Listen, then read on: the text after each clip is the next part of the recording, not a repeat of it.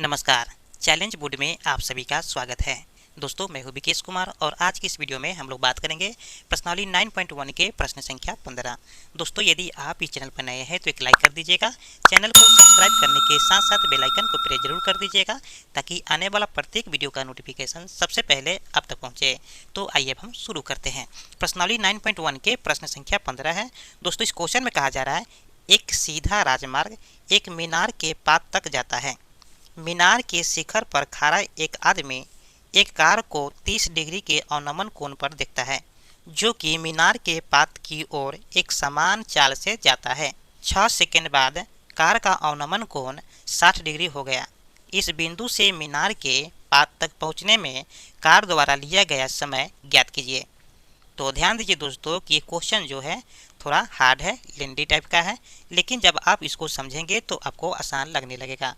हम आपको पूरी कोशिश करेंगे कि आपको अच्छे से समझ में आ जाए, तो आप इस वीडियो के लास्ट तक जरूर बने रहिएगा। तो आइए अब हम शुरू करते हैं। एक्सरसाइज 9.1 है और प्रश्न संख्या है, यानी कि क्वेश्चन नंबर है 15। ठीक है, तो सबसे पहले ध्यान दीजिए दोस्तों कि हम क्या किए हैं कि अलग से इस फिगर को ड्रॉ कर लिए हैं और आपको हम समझाने के लिए बता दें कि ये मेरा मीनार है। ठीक है, और इस मीनार पर कोई एक व्यक्ति खड़ा है और ये व्यक्ति जो है इस कार को देख रहा है। ठीक है, और ये राजमार्ग है और राजमार्ग मीनार के पाद बिंदु तक जाता है और इस मीनार पर खड़ा एक व्यक्ति इस कार को देखता है। ठीक है, तो वह 30 डिग्री अवनमन कोण पर देख रहा है। ठीक है, और थोड़ी देर बाद यही कार चल करके इस बिंदु पर आ जाता है। ठीक है, और तब ये व्यक्ति फिर देखता है इस कार को, तो वहाँ पर 60 डिग्री का अवनमन कोण बनता है। हमें क्वेश्चन में यहाँ से यहाँ तक जो दूरी तय किया वह कितना देर में किया, यानी कि 6 सेकंड में किया है। ठीक है, तो हमें क्या करना है कि यहाँ से यहाँ तक की दूरी तय करने में कितना समय लगेगा ये पता करना है। तो आइए हम सबसे पहले क्या करते हैं, यहाँ से यहाँ तक लाइन ड्रॉ कर देते हैं, यानी कि 30 डिग्री का कोण बना देते हैं और फिर यहाँ से यहाँ तक ड्रॉ कर देते हैं और यहाँ पर 60 डिग्री का कोण बना देते हैं। ध्यान रखिएगा कि जब अवनमन कोण बनता है तो सबसे पहले हम क्या करते हैं, हम एक क्षैतिज बनाते हैं। ठीक है, तो यहाँ पर एक हम क्षैतिज बना लेते हैं ताकि हमको लाइन ड्रॉ करने में कोई परेशानी नहीं हो। ठीक है, अब क्या करेंगे कि यहाँ से हम यहाँ तक ड्रॉ कर देंगे।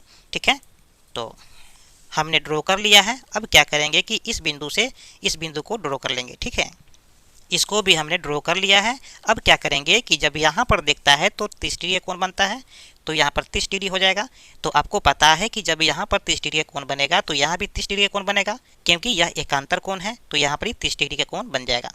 ठीक है, और फिर जब कार यहाँ पर आता है तो यहाँ पर जो कोण बन रहा है 60 डिग्री का बन रहा है। ठीक है, तो यहाँ भी कितना कोण बनेगा, 60 डिग्री कोण बन जाएगा। क्यों? क्योंकि एकांतर कोण है। ठीक है, चलिए अब क्या करते हैं, हम इसके नाम को लिख लेते हैं, यानी कि इसको बोल देते हैं ए और इसको बोल देते हैं बी। ये मेरा हो गया सी और लास्ट में इसको बोल देते हैं डी। स्पष्ट है? चलिए, और हमें डी से सी तक तय करने में जो समय लगा है 6 सेकेंड लगा है, तो हमें इसमें ये पता करना है कि सी से बी तक जाने में कितना समय लगेगा। तो आइए हम सबसे पहले इसके बारे में कुछ स्टेटमेंट लिख लेते हैं, उसके बाद में यहाँ से समय निकाल लेंगे। ठीक है, चलिए, तो सबसे पहले यहाँ पर हम लिखेंगे कि माना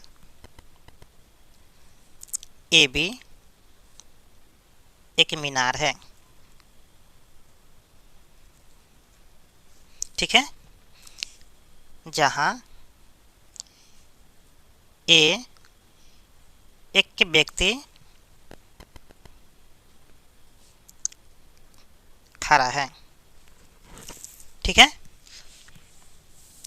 और यही व्यक्ति जो है राजमार्ग बिंदु डी पर कार को देख रहा है, जहां पर हमें 30 डिग्री का कोण बन रहा है। ठीक है, इस चीज को भी हम यहाँ पर लिख देते हैं। और वह राजमार्ग के बिंदु डी पर कोई गाड़ी को 30 डिग्री के अवनमन कोण पर देखता है। ठीक है,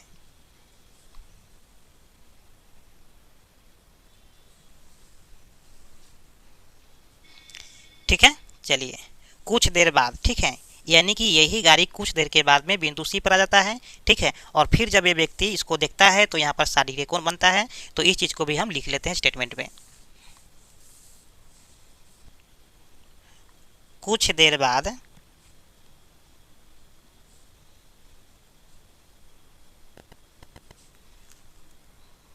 उसी गाड़ी को बिंदु सी पर 60 डिग्री, ठीक है, के अवनमन कोण पर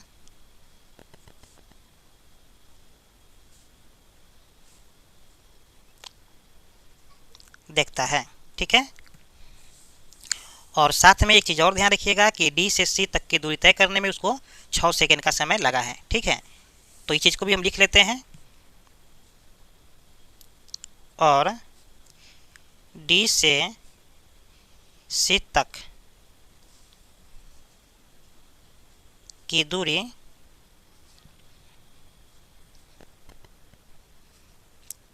तय करने में लगा समय कितना है? 6 सेकेंड है। तो हमें BC की दूरी ज्ञात करनी है, ठीक है। तो हमें क्या करना है कि C से B तक की दूरी तय करने में कितना समय लगा, ठीक है। तो हमें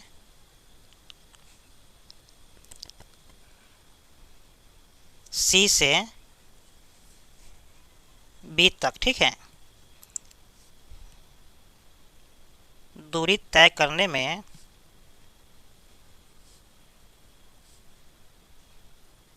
लगा समय स्पष्ट है,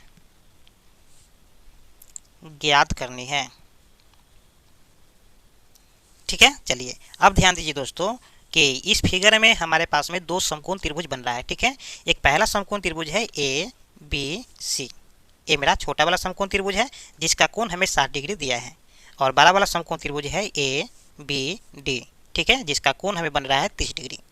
तो इन दोनों समकोण त्रिभुज में पहले जो आपको सोल्व करना है उसको सोल्व कर सकते हैं, ठीक है। लेकिन हम यहाँ पर सोल्व करने जा रहे हैं छोटे वाले समकोण त्रिभुज का, यानी कि ABC का। तो सबसे पहले हम यहाँ पर लिखेंगे समकोण त्रिभुज ABC में, ठीक है। और जो चीज़ हमें दिया है उसको हम लिख लेते हैं, जो नहीं दिया है उसको ऐसे ही लिख देंगे। यानी कि AB का मान हमें नहीं दिया है तो हम इसको ऐसे ही लिख देंगे। फिर यहाँ पर BC का मान नहीं दिया है तो हम इसको ऐसे ही लिख देंगे, ठीक है। और कोण दिया है 60 डिग्री तो इसको हम लिख लेते हैं, यानी कि AB बराबर वाट हो जाएगा, ठीक है।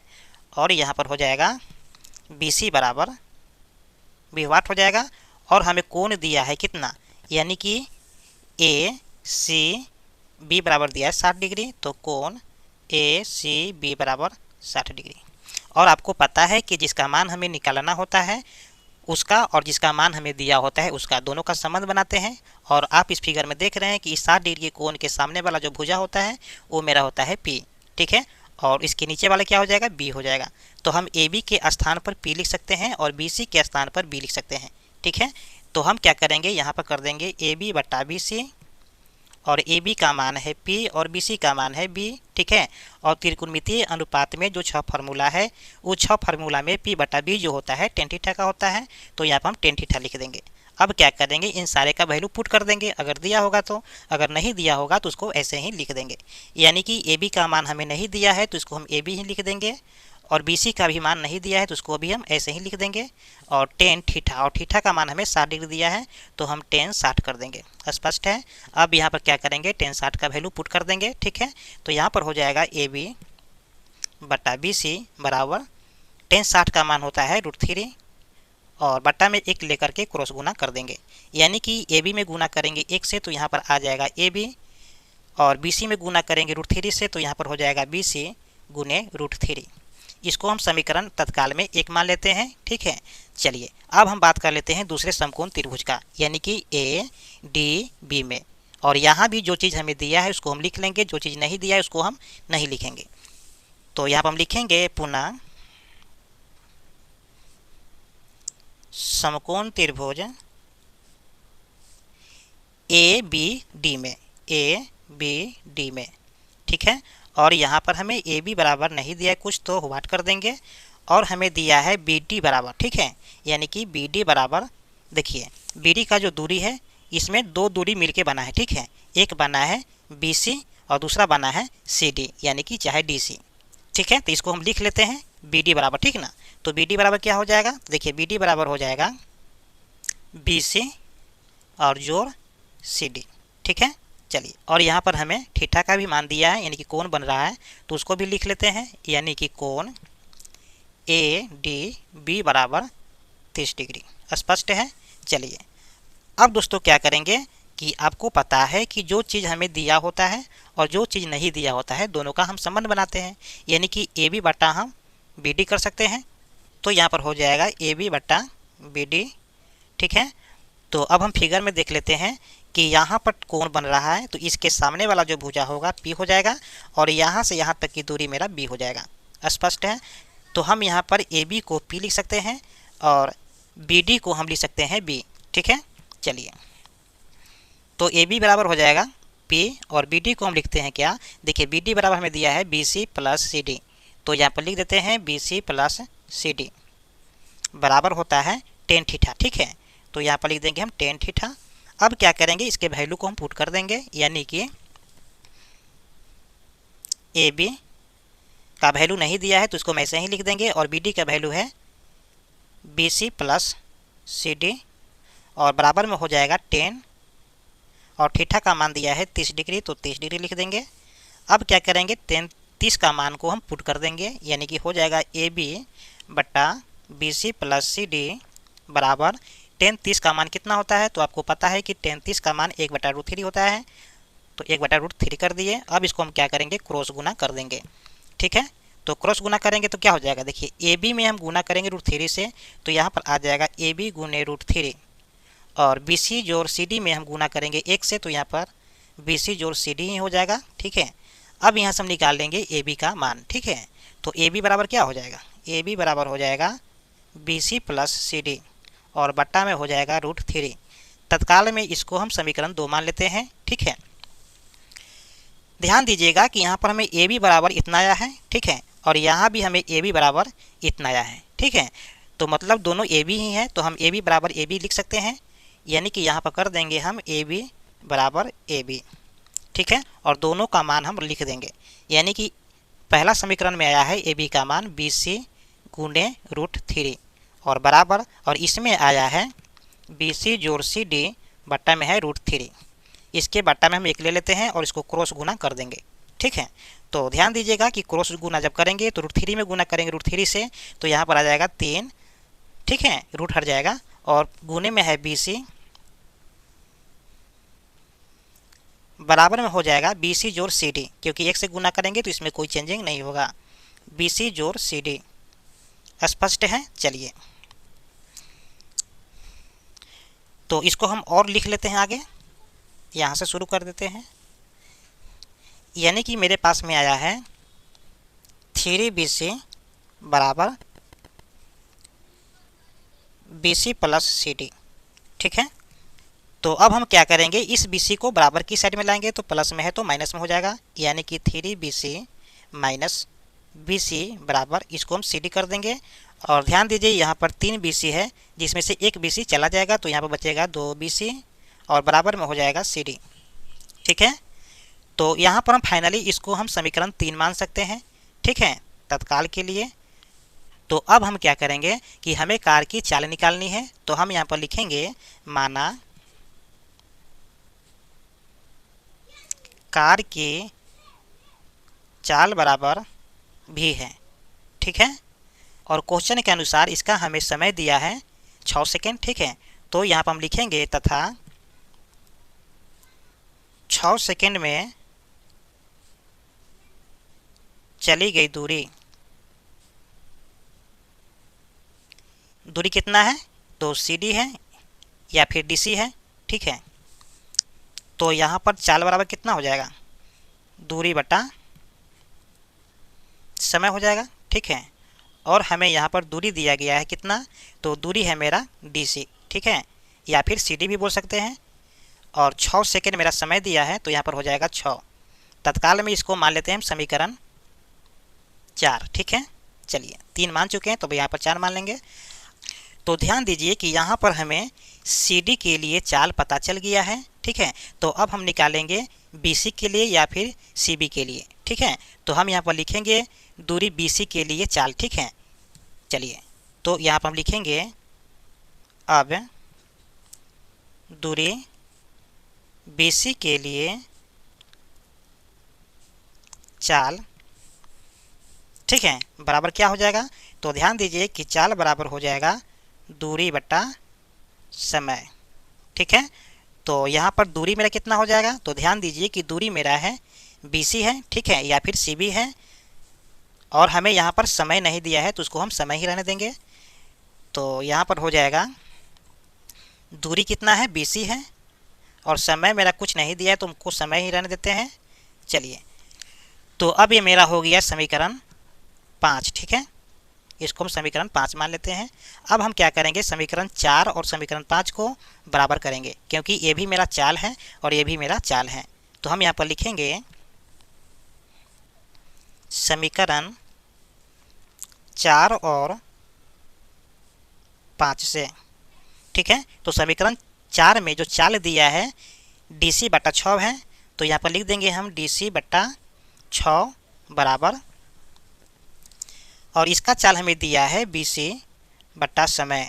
ठीक है, और ध्यान दीजिए कि यहाँ पर हमें CD बराबर दिया है या फिर DC बराबर कह सकते हैं, यहाँ पर हमें दिया है 2BC। ठीक है, समीकरण 3 में देख सकते हैं कि यहाँ पर है 2BC, किस CD बराबर है, तो हम क्या करेंगे, यहाँ पर CD के स्थान पर 2BC रख देंगे।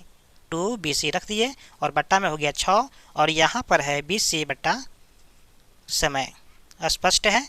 चलिए ध्यान दीजिए कि यहाँ पर 2 तिहाई 6 कैंसिल हो जाएगा और BC से BC कैंसिल हो जाएगा, तो फाइनली यहाँ पर हमें बचेगा 1/3 बराबर 1 समय। स्पष्ट है। चलिए अब दोस्तों क्या करना है कि इसको हम क्रॉस गुना कर देंगे, यानी कि समय में गुना करेंगे 1 से तो यहाँ पर आ जाएगा समय, और 3 में गुना करेंगे 1 से तो यहाँ पर आ जाएगा 3, और ये 3 जो मेरा आया है सेकेंड आया है। ठीक है, तो ये मेरा फाइनल आंसर हो गया। ठीक है, यानी कि CB का दूरी तय करने में कितना समय लगेगा, 3 सेकेंड लगेगा। तो आप यहाँ पर लिख सकते हैं, अतः C से B तक दूरी तय करने में